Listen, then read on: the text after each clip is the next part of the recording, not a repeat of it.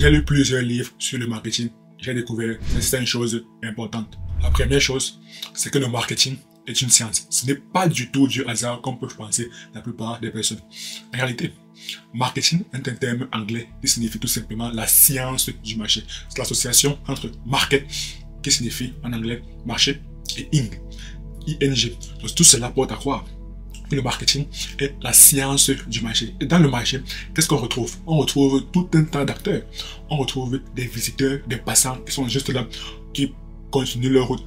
On retrouve des personnes qui viennent dans le marché parce qu'elles veulent acheter un truc précis. On retrouve des vendeurs, on retrouve des acheteurs, on retrouve même les lois. En fait, il y a tout un tas d'acteurs et de lois qui interviennent dans le marché. Et lorsqu'on dit que le marketing est la science du marché, alors il va falloir étudier chaque acteur afin d'élaborer une stratégie bien pensée pour pouvoir gagner de l'argent. Pour simplifier les choses, prenons le cas d'un marché traditionnel. Lorsqu'on entre dans un marché traditionnel, qu'est-ce qu'on retrouve? On retrouve plusieurs vendeurs, on retrouve des personnes qui sont venues au marché pour faire leurs courses, on retrouve même des passants qui passent juste leur route, qui ne sont même pas intéressés par les produits que les vendeurs proposent. On retrouve tout un tas d'acteurs. Et le marketing, c'est donc la science du marché. Donc, il faudrait étudier chaque acteur. Lorsqu'on est vendeur, il va falloir étudier la compétition, il va falloir étudier la concurrence, il va également falloir étudier la psychologie des personnes qui viennent faire leurs courses au marché.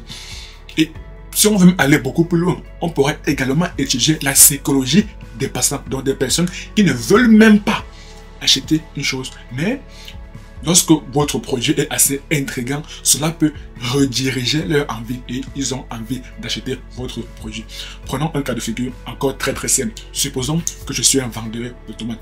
Et il y a plusieurs personnes qui souhaitent vendre la même tomate que moi. Pourquoi est-ce que une personne qui vient faire ses courses au marché et qui désire acheter la tomate, pourquoi est-ce que la personne viendra acheter chez moi? On comprend là que je dois me différencier mes concurrents. On comprend là que je dois apporter un avantage concurrentiel pour que la personne qui désire acheter une tomate vienne chez moi. Donc là, je dois proposer une meilleure offre que celle de mes concurrents. Je dois étudier la psychologie du prospect. Le prospect étant une personne qui n'est pas encore achetée. Et cela, je peux utiliser tout un tas d'astuces marketing, tout un tas d'astuces psychologiques pour jouer sur la psychologie du prospect de manière à ce qu'il, tout le temps, lorsqu'il viendra au marché pour acheter des tomates, qu'il puisse toujours venir chez moi. Et je peux encore aller beaucoup plus loin. S'il ne désire même pas acheter des tomates, s'il désire acheter d'autres articles, je pourrais faire en sorte qu'ils puissent acheter des tomates et chez moi. C'est là, dans le marketing, on appelle cela le trafic chaud et le trafic froid. Le trafic chaud sont des personnes qui sont déjà intéressées par un article bien précis, donc qui ont déjà un problème, donc qui ont déjà un besoin spécifique et qui souhaitent donc avoir une solution à leur problème. Là, c'est le trafic chaud. Le trafic froid sont des personnes qui ne savent même pas qu'elles ont un besoin. Donc votre produit ne les intéresse pas. Il va falloir les convaincre que votre produit est la meilleure solution pour eux. C'est donc là qu'on appelle le trafic froid. Donc, dans le marketing, on comprend que ce n'est pas du tout du hasard.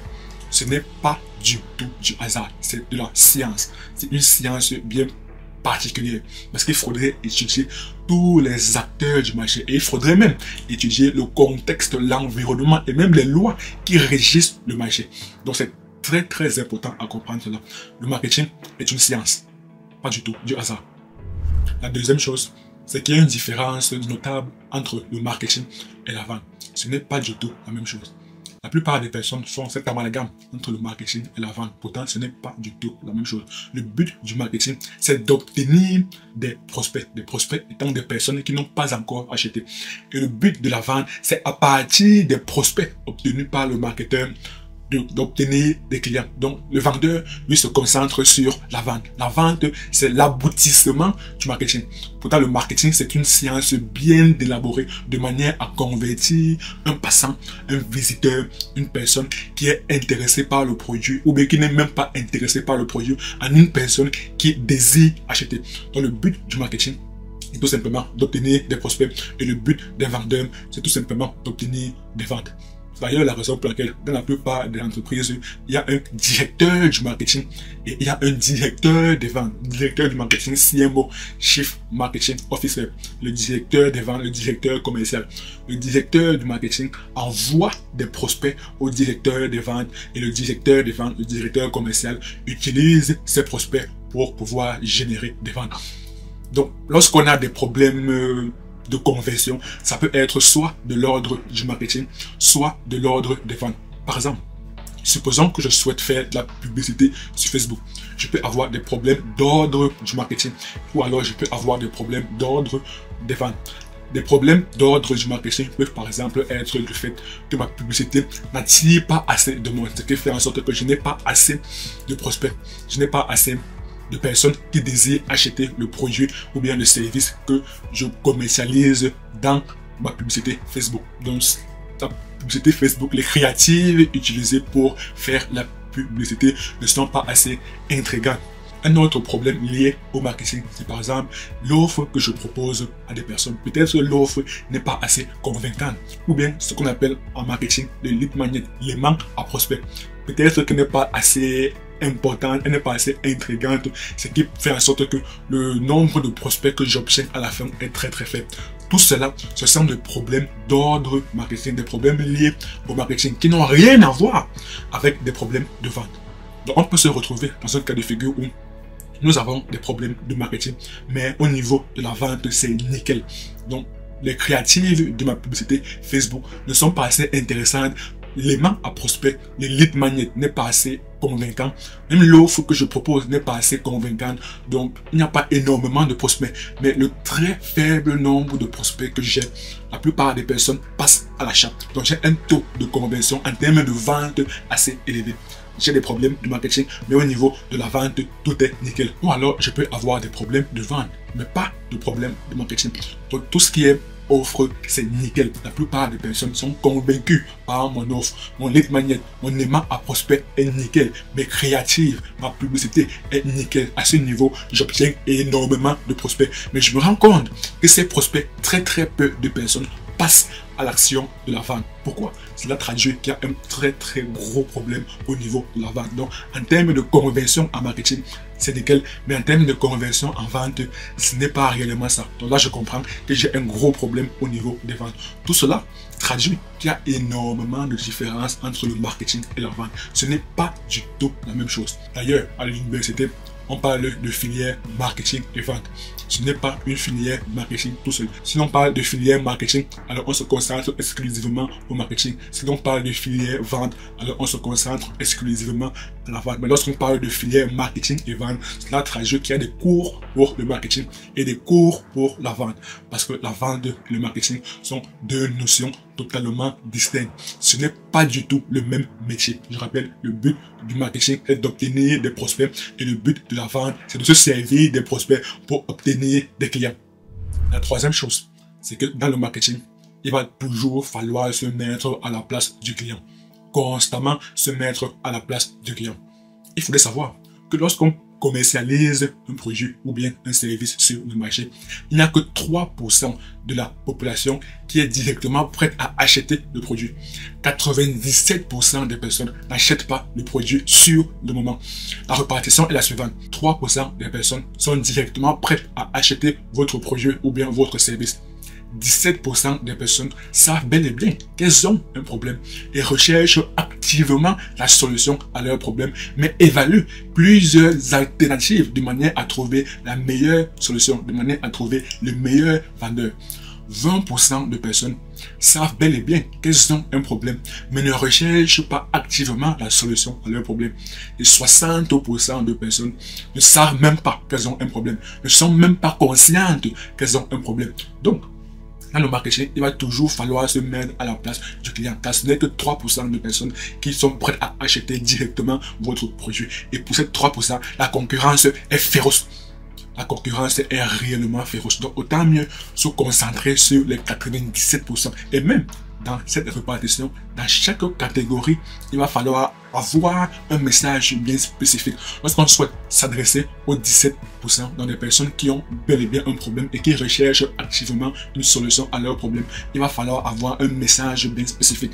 Lorsqu'on souhaite s'adresser aux 20% des personnes qui en sont conscientes qu'elles ont un problème mais qui ne recherchent pas une solution à leur problème, il va falloir avoir un autre message spécifique. Lorsqu'on s'adresse aux 60% de personnes qui ne sont même pas conscientes qu'elles ont un problème, il va également falloir avoir un message spécifique. Dans le marketing, tout simplement se mettre à la place du client. Bon, pour être beaucoup plus précis, se mettre à la place du prospect ou bien du visiteur pour comprendre son problème et lui proposer la meilleure solution possible. Même pour ceux qui ne sont même pas conscientes qu'elles ont un problème, il va falloir leur faire comprendre qu'elles ont un problème. Le fait de ne pas être conscient qu'on a réellement un problème, cela représente un problème. Donc la solution, c'est leur faire comprendre qu'elles ont réellement un problème. Tout cela, c'est à partir du fait de les éduquer. En les éduquant, elles finiront par comprendre qu'en réalité, elles ont réellement un problème. Et là, maintenant, elles passent au stade supérieur des 20%. Donc, des personnes qui sont conscientes qu'elles ont un problème. Le fait d'être conscient qu'on a un problème, mais de ne pas rechercher une solution activement à ce problème, là, c'est un problème. Donc, pour cette personne, il va falloir leur faire comprendre qu'ils doivent rechercher activement la solution à leur problème. Et lorsque elles ont réussi à le faire, elles passent maintenant au stade supérieur, le stade des 17% des personnes qui recherchent activement une solution à leur problème, qui cherchent à avoir la meilleure alternative, la meilleure solution à leur problème. Et pour cela, il va également falloir avoir un message spécifique. Il va falloir faire comprendre à cette personne que vous êtes la meilleure solution qu'ils recherchent depuis. Et lorsqu'elles ont réussi à l'assimiler, alors elles passent aux 3% des personnes qui achèteront votre produit. Vous comprenez là que c'est tout un travail. Vous comprenez là qu'il va constamment se mettre à la place du prospect de manière à répondre à son problème. La quatrième chose, c'est au niveau des besoins. On est souvent qu'en marketing, il va falloir constamment répondre aux besoins du client. Bon, pour être beaucoup plus précis, du prospect. Je fais souvent cette amalgame entre prospect et client pour une meilleure compréhension de la part de tout le monde. Donc, il peut m'arriver des fois de parler de client au lieu de prospect. C'est pour que vous compreniez mieux de quoi je parle. Donc, comme je disais, dans le marketing, on dit très régulièrement qu'il va falloir répondre aux besoins du prospect. Mais en réalité, répondre aux besoins du prospect, cela revient à répondre à ses besoins avoués. Or, lorsqu'on répond à des besoins avoués, on ne pourra réellement pas être leader du marché. Prenons un cas de figure très simple. Des personnes qui ont créé des voitures de luxe ou bien qui ont créé des avions. Est-ce que à l'époque, des personnes étaient réellement... Est-ce qu'à l'époque, des personnes avaient un besoin profond des voitures de luxe? Prenons par exemple le cas d'une personne qui a créé la Ferrari, notamment de Enzo Ferrari. Est-ce qu'à l'époque, il y avait un besoin profond des voitures de luxe? Ou bien la personne qui a créé l'avion. Est-ce qu'à l'époque, des personnes avaient le besoin profond d'avoir un avion, de parcourir des kilomètres en très peu de temps? Là, on comprend tout un tas de choses. On comprend qu'en réalité, ce n'est même pas tellement important de répondre aux besoins du prospect. Du moins, lorsqu'on répond aux besoins du prospect, alors ce sont des besoins avoués. Le plus important, c'est de répondre aux besoins inavoués du prospect. Et comment donc répondre à ces besoins inavoués? Est-ce qu'il faudrait les interroger? Si on veut leur faire soumettre un questionnaire, alors là, ce sera des besoins avoués. Mais nous, notre but, c'est de répondre aux besoins inavoués. Là, je pense, et je crois Dieu comme fait, qu'en fin de compte, il va falloir répondre à nos passions. La personne qui a par exemple créé un avion, je ne pense pas que c'est parce que la plupart des personnes avaient un besoin profond d'avoir un avion. C'est parce que la personne a ressenti une douleur spécifique. La douleur de ne pas pouvoir parcourir des kilomètres en peu de temps. Ou bien Enzo Ferrari, qui a créé des Ferrari. La douleur de ne pas pouvoir avoir une voiture de luxe, de ne pas pouvoir avoir une voiture magnifique. On comprend que réellement, le marketing, si l'on veut être leader dans son domaine, leader dans sa niche, il va falloir répondre aux besoins inavoués. Et pour répondre aux besoins inavoués, très souvent, c'est lié à la douleur spécifique de l'entrepreneur. La cinquième chose, c'est au niveau de la stratégie de copier. On est souvent dans le marketing qu'on ne réinvente pas la roue. Donc, il va falloir copier ce qu'un autre a fait et pouvoir l'améliorer ou bien le tropicaliser dans notre contexte. Ce qui est tout à fait à la fois vrai, mais à la fois, je commence à avoir des doutes à ce niveau. Dans le cadre de YouTube, par exemple, la plupart des personnes conseillent aux petits youtubeurs de copier les gros youtubeurs de manière à commencer à avoir une certaine visibilité. Donc lorsqu'on est associé aux gros youtubeurs, alors on pourrait avoir un peu de leur trafic et ce qui pourra faire en sorte qu'on fasse grossir notre chaîne. Mais moi, j'ai du mal avec cette stratégie du copier. Prenons par exemple le cas de Lamborghini. Le créateur des Lamborghini, notamment Ferruccio Lamborghini. Est-ce qu'il a voulu copier Ferrari? Je ne pense pas. Pour la petite histoire, moi j'ai regardé le documentaire sur les Lamborghini, sur l'histoire et l'évolution de Lamborghini. Le concepteur de Lamborghini, Ferruccio Lamborghini, un jour, il est parti voir Enzo Ferrari, le concepteur de Ferrari, pour lui faire comprendre que sa voiture est magnifique. D'ailleurs, il avait acheté plusieurs Ferrari à l'époque, mais il avait décelé un petit problème d'embrayage. Ce dernier, Enzo Ferrari, s'est foutu de sa gueule. Ferruccio Lamborghini a donc décidé de créer la meilleure voiture du monde. Est-ce qu'il a copié Ferrari, qui à l'époque était leader du marché? Non. Non. Il avait une douleur bien profonde, une envie bien profonde, celle de créer la meilleure voiture du monde. C'est donc ainsi, jusqu'à ce jour, dans l'exposition des voitures, la Lamborghini reste la plus belle voiture jamais exposée dans les salons de l'automobile. Parce que Ferruccio Lamborghini avait ce désir profond de pouvoir créer la meilleure voiture du monde. On comprend là que utiliser la stratégie du copier, c'est bien, mais jusqu'à un certain niveau. Si l'on désire être le leader de sa niche, alors il va falloir arrêter de copier. On pourrait s'inspirer de ce qu'ont fait les autres pour avoir une idée de comment mener à bien notre projet. Oui, moi je n'ai aucun problème avec cela. Mais il va falloir toujours répondre à notre douleur bien profonde, répondre à notre désir bien spécifique. Donc, en fin de compte, pour pouvoir réussir dans le marketing, il va toujours falloir chercher à être le leader de sa niche, le leader de cette marché, le leader de son domaine. Rendez-vous dans la prochaine vidéo. À très bientôt.